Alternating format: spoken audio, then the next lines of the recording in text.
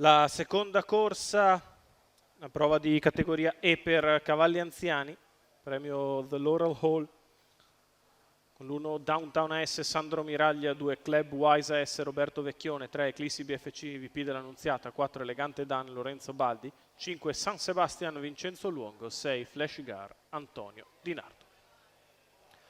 Macchina che va già bella svelta quando entra in dirittura. Partiti con veloce Elegante Dan che prende la testa, al suo esterno San Sebastian che va a chiedere strada. Passa San Sebastian sull'accondiscendente Elegante Dan, l'imbocco della prima curva è al comando. In terza posizione Downtown AS, mentre di fuori c'è Flash Gar, poi Eclissi BFC alla retroguardia Club Wise AS. 200 metri iniziali in un comodissimo 15,4.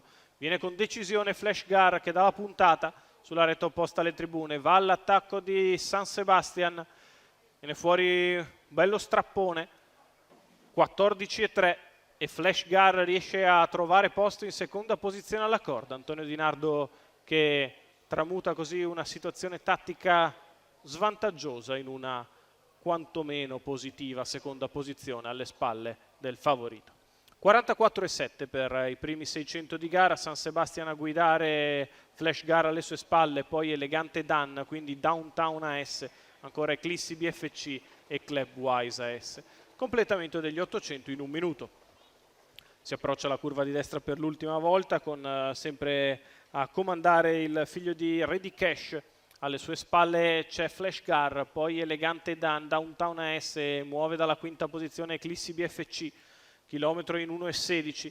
Muove Elegante Dan dalla terza posizione alla corda, Lorenzo Baldi che prova ad arrivare sulla testa della corsa con un parziale, riaccelera però San Sebastian, Elegante Dan che insiste nella sua offensiva esterna, 14,3 di là, 1,33 3/4 di miglio, San Sebastian privato dei tappi estraibili, prova a rispondere al tentativo di Elegante Dan, sbaglia San Sebastian e così Elegante Dan rimane al comando nei confronti di Flash Gar e poi Eclissi BFC, la retta d'arrivo per Elegante Dan che è in vantaggio, Flash Gar che prova ad andare di dentro, al largo Eclissi BFC, poi Downtown AS, Elegante Dan in vantaggio nei confronti di Flash Gar, Elegante Dan vince nei confronti di Eclissi BFC al terzo Flash Gar, 1,14,6, 28,8 la chiusa, il successo di Elegante Dan, Lorenzo Baldi che guida e allena per i colori della signora Pasqualina Castaldo.